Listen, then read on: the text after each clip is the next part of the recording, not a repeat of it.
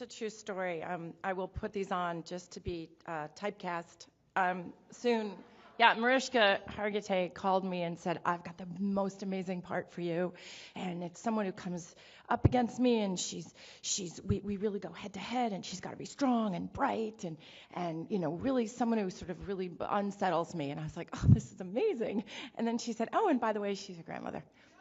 And I was like, you actresses are so mean, like they reel you in. And then, by the way, yes, I play a grandmother. I did have the kid when I was 16 anyway. And I'm her son's grandmother, and I want the kid back. But anyway, so I will be putting these on. Thank you, Nina. Thank you, Olga. Thank you all for inviting me to be here today, but also just to become aware of and become educated by Teaching Matters. It's an amazing organization. And when I was, Nina and I have grown up with each other, literally. We used to model together. You have not gotten older. I seem to be getting older, but I know I've written your mom a thank you note or two. That's how I was raised, and I definitely didn't want your mom mad at me. But I didn't realize how lucky I was. I've always known I was lucky just because I had a loving family. But when I was 7, I knew how to read.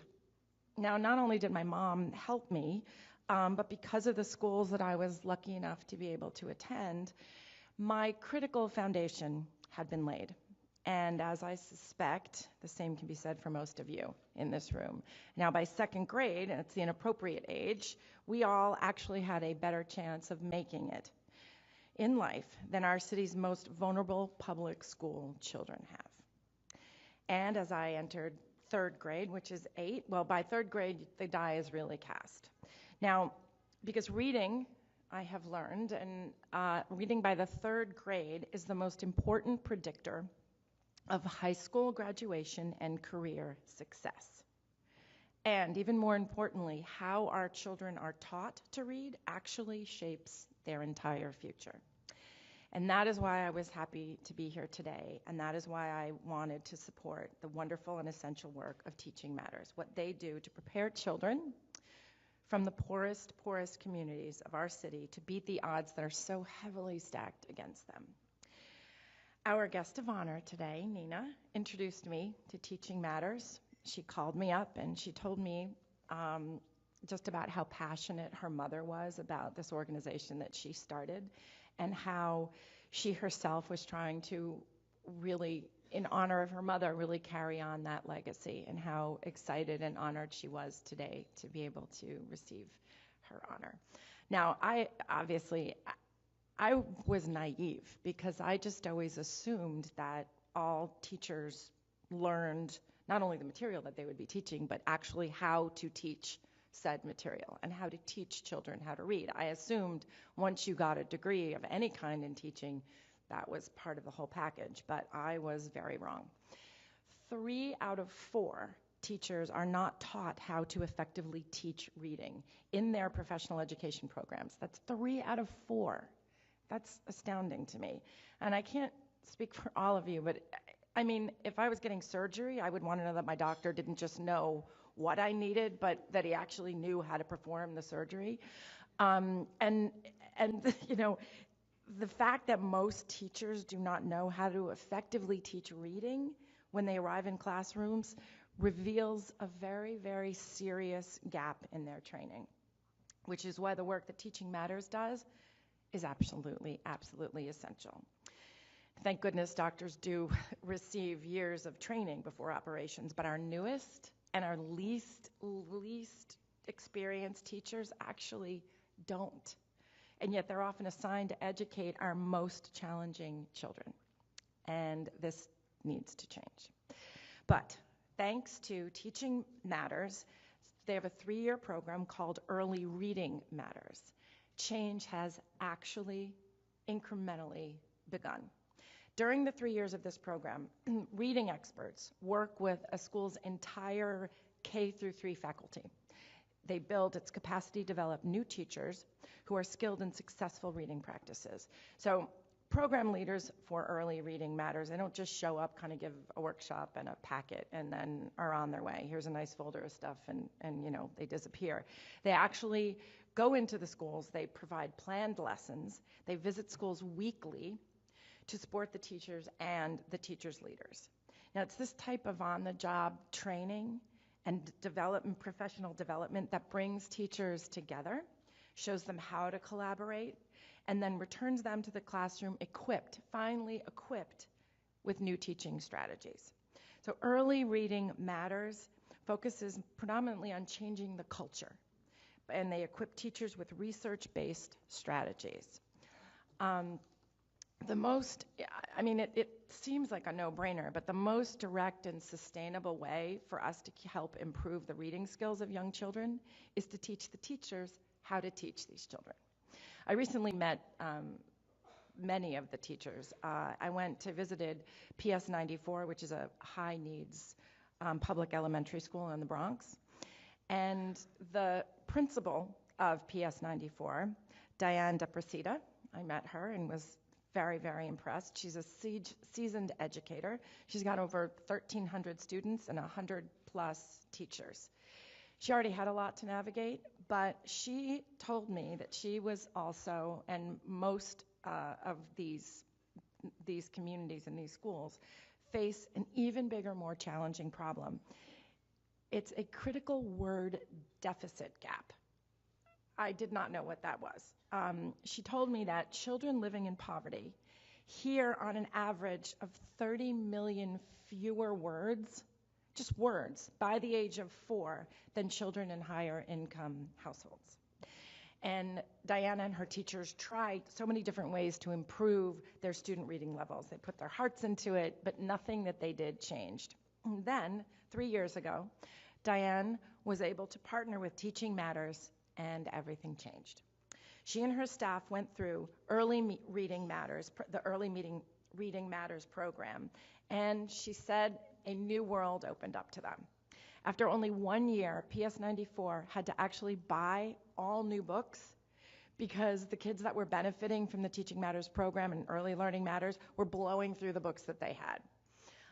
She told me that the one little boy that she had didn't even know his name because his parents never told him formally what his full name. They called him Papi. And so she wasn't answering. She thought he had a hearing problem, and she had to then go to the parents and say, this kid needs to know his name. So the word deficit is in households of lower socioeconomic families and where English might not be their first language is a real issue and needs to be dealt with at the core. So by the time I visited the school was in its 3rd year of the program. And I was very impressed by their continued hard work. They were tireless, and even more by their excitement, because these teachers were further learning how to continually improve. They were continually accumulating new skills and new opportunities that they had to share with their students. So not only were the newest teachers they are learning to teach reading through Teaching Matters, they were also learning from other, even more seasoned teachers, which is also really important because it's only when experienced teachers guide the principals and the new teachers in these highest poverty schools do the schools actually achieve a sustainable progress and lasting change. And the program is the same throughout all the schools. Early Reading Matters is literally transforming the first 3 years of a child's education. The results are remarkable, obviously, because these schools are seeing about a 50% increase in the number of children reading at level by the 1st and 2nd grade. And when it comes to our most valuable and vulnerable children, so often the focus is on the fact that these kids are just at a deficit because they're financially at a deficit or their living circumstances. And that's true, and that's a hard challenge and a hard fact to change. But the deficit goes even deeper.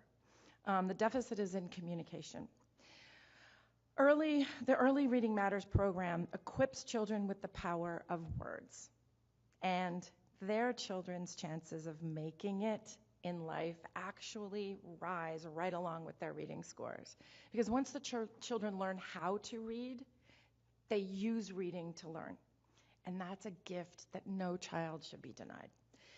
These kids develop critical thinking skills. Their futures actually brighten, and then they even have a larger capacity to contribute to their communities. So right now, we, the people in this room, have a responsibility. We're the ones who need to contribute. So Teaching Matters currently is just in 25 schools, and we want to expand from 25 to 60 deserving schools over the next 4 years. It's a 4-year, that's not too much to do if you think about it. But they can't do it without our support. Children in poverty with poor reading skills are 6 times more likely to drop out of high school. Together, we can help change this. When I was pregnant with my second child, I was asked to write a children's book. And my older daughter asked after I had the baby if the grandparents were going to take the baby back to Georgia. She thought that would be a much better situation in the household. And then she realized, no, she was here to stay, and she had to change her tactic. And so I was asked to write this book, and I didn't know it at the time, but I didn't have a title. And my older one said, well, Mom, can I bring her into the house? I was like, oh, is she going to drop her on her head? I didn't know what she was going to do with her. But we brought her home from the hospital, and Rowan said, well, I want to be the first one to bring her into the room. And so she brought her into the room, and she said, well, here it is. Welcome to your world, baby. She said it just like that. There wasn't an ounce of empathy or love in her voice. I decided to name my book Welcome to Your World, Baby. And I just brought that up. It's probably, I'm not trying to sell the book. It's probably not even on sale anymore. But we all really must do what my daughter did not generously do, but with generosity instead. We need to open our arms wide, and we need to proclaim to some of the most deserving children of this city, welcome to your world, the world of reading and the world that contains your full future. I promise you're going to love it. So thank you for having me here today. Congratulations, Nina. Thank you.